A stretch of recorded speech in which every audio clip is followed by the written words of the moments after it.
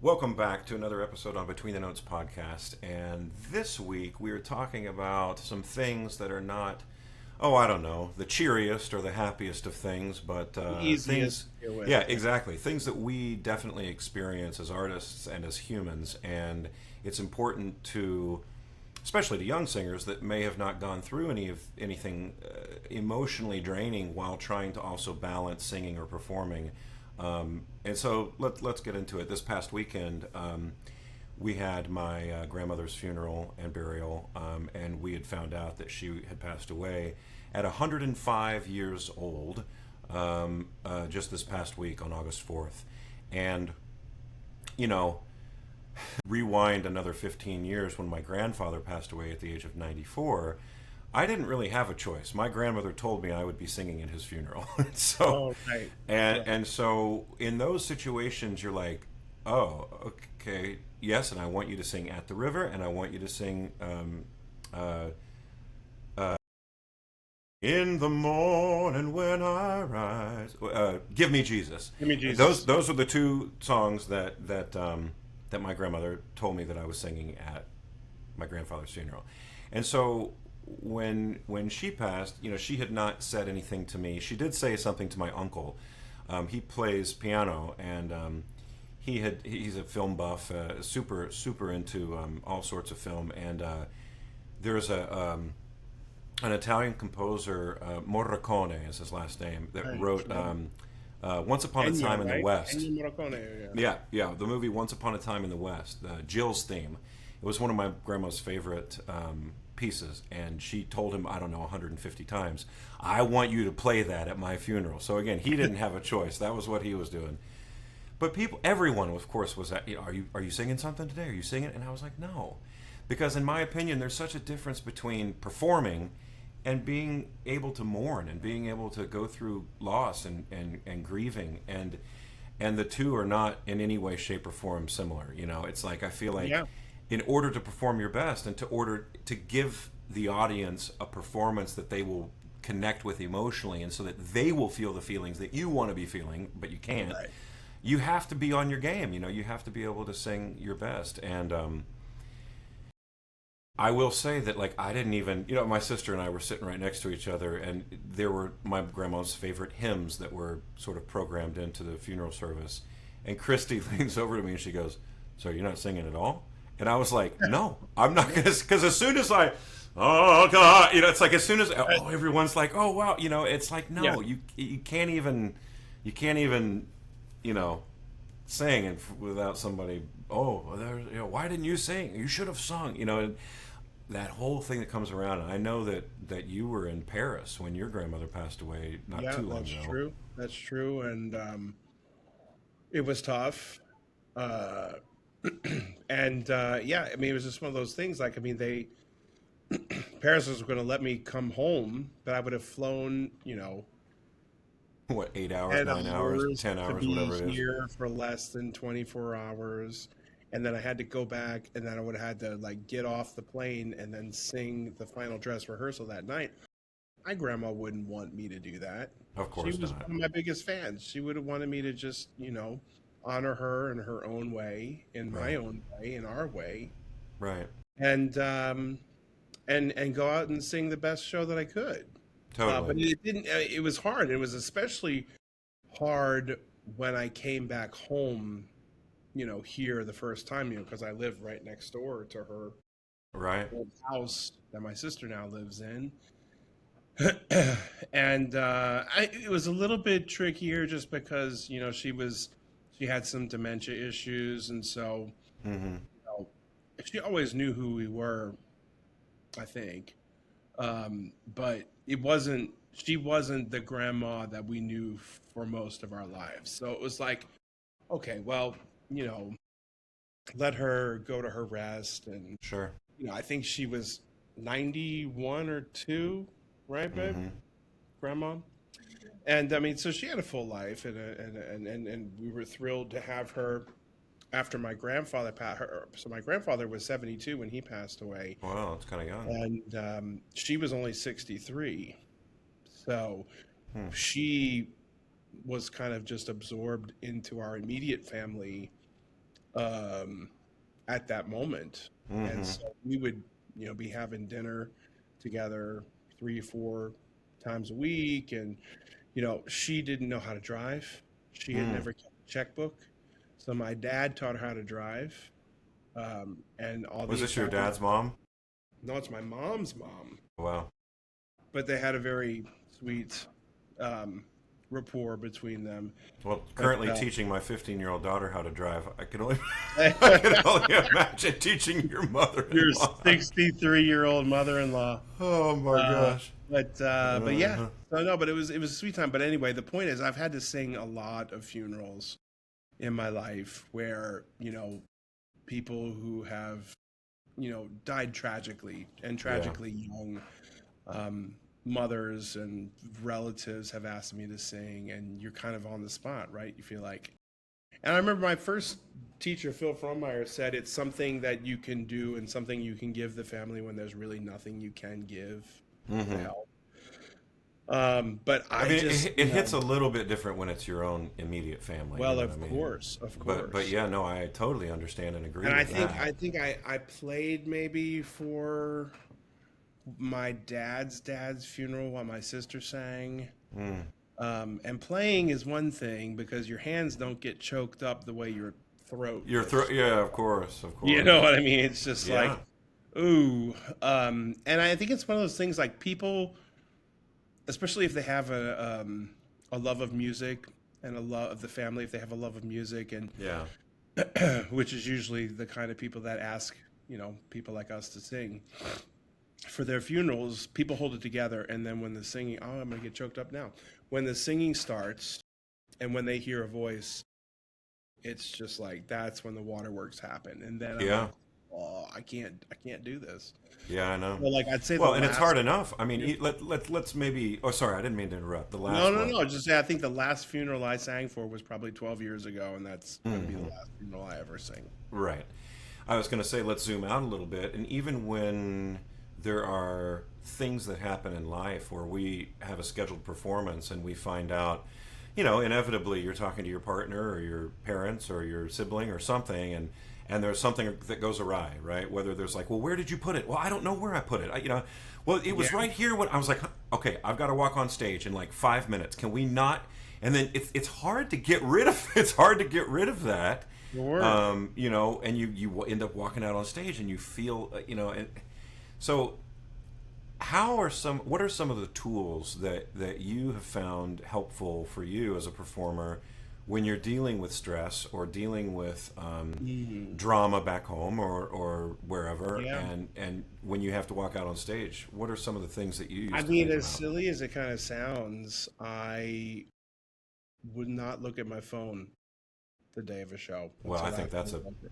that's a brilliant idea, and I don't think that If sounds silly at anybody, all. if any, and anybody who was close to me knew that that was going to happen, and if something really needed to be done, they would text Irene, Sure, sure. you know, and she would pick the time that was most appropriate to deliver any news that needed to be delivered. And I just think, yeah, in general, like, I mean, that I remember when I was in London, um, I got a call from one of my like Drew Montague, who was like my Mm-hmm. first piano teacher and choir Sure. director and godfather to our babies and everything else. And he was calling to tell me that my first teacher had passed away.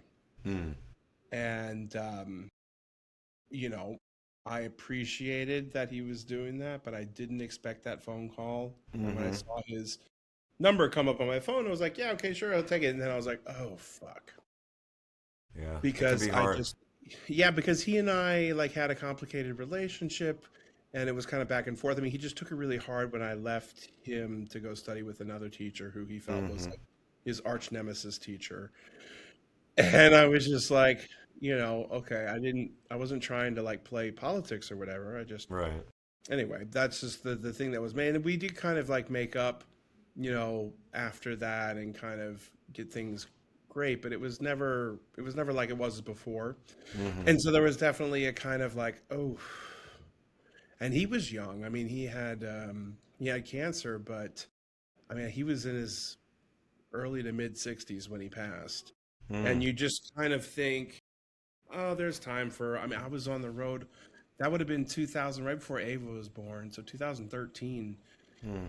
and so I guess 12 years after I had left, or at least 10 years after I had left him as a singer, and I was Mm-hmm. getting ready to sing Les Veuves Siciliennes for the first time. Ava was getting ready to be born. I think Irini was in Greece at the time, or maybe she was just about to go to Greece. But anyway, it just was like I just was like, oof, So how'd you this deal with is. that? I mean, was that on the day of a show?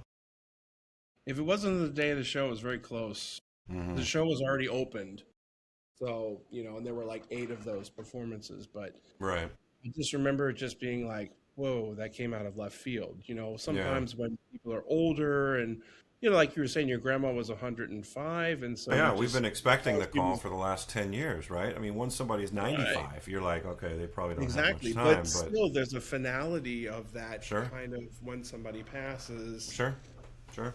Just be like, okay, that's it. I What mean, do you what do I you would know? think that if it were me and something like that, I would maybe dedicate the next performance to him. You know what I mean? Like wrap my head around it in that way, where it's like, okay, I'm gonna sing for his honor and the work that we did back then, because whenever you have an established relationship with a teacher, just because you move on to another teacher, it doesn't deplete or neglect the lessons and the relationship Yeah, that of were course, established, initially. absolutely. Yeah. Absolutely, and it just it's just I don't know. I just says something. You know, I have my grandparents, other than my mom's dad, who passed away, like I said, at 72. So I would have been probably 7 years old when that happened. Um, the rest of my grandparents lived in their 90s, so there wasn't a lot of immediate family loss, but there Mm-hmm. was a lot of loss around me in grammar school and high school. In grammar school, I remember one of my friends' fathers was killed in a plane crash. Mm. That was traumatic. Again, I would have been like 8 or 9 years old. Um, and then, unfortunately, the every year I was in high school, someone committed suicide. So there was just Oh my all this gosh. kind of like, you know, it just was kind of a haunting um, thing, And Wow. again, these are tragic. These are tragic accident kinds of deaths. Well, and let's No, say this: in life, I mean, you can't control what, of course, happens around sure, you and the circles that you're in and the people you know or go to right, school with and so forth. absolutely, But I think that once that just sort of getting us back on track to to how we yeah, deal right, with that as performers. yeah, I think that's a thing that you don't really uh, think about it until you experience that moment where you have a show that night and something, maybe it's not even something as tragic yeah, as a loss, but sure. just an argument or somebody cuts you off in traffic and on your way to the theater, it's like how do you kind of shed that anger or that sense of frustration or whatever, and Yeah, on a I lighter get note, it's so yeah, funny. I remember when I was doing Les Troyens in Amsterdam the first time. yeah, A city where there are almost more bikes than there are cars on the sure, road. And I had to cross at least 4 or 5 bike paths yeah, to get to on the the way to theater. the theater. And I was like, God damn it, I'm sure somebody is going to hit me on the way there because they come so fast and they just expect that you know. And I'm like, oh man, okay, there you go. Well, did Thankfully, I anybody never run you had to over? Nicholas. Nope, thankfully I didn't, but Good. only by the grace of God, I guess. Oh man. Oh Yeah, man. it can be tricky. It can be tricky But navigating yeah, life. Let's because say you're that. you're nervous, and so you're kind of a little bit. I don't want to say out of it, but you're not right on, right? It's like one of those things when people get nervous, that's when silly mistakes can happen. And I just was waiting for a bicyclist or somebody to get Mm-hmm. to the theater to sing Mm-hmm. again 5.5 hours later. Yep. Oh my gosh. So yeah, so there's that. But yeah, lightening the mood a little bit. So I'm gonna go to Costa Rica Right, on you're doing some Sunday, more my first teaching time down in Costa Rica.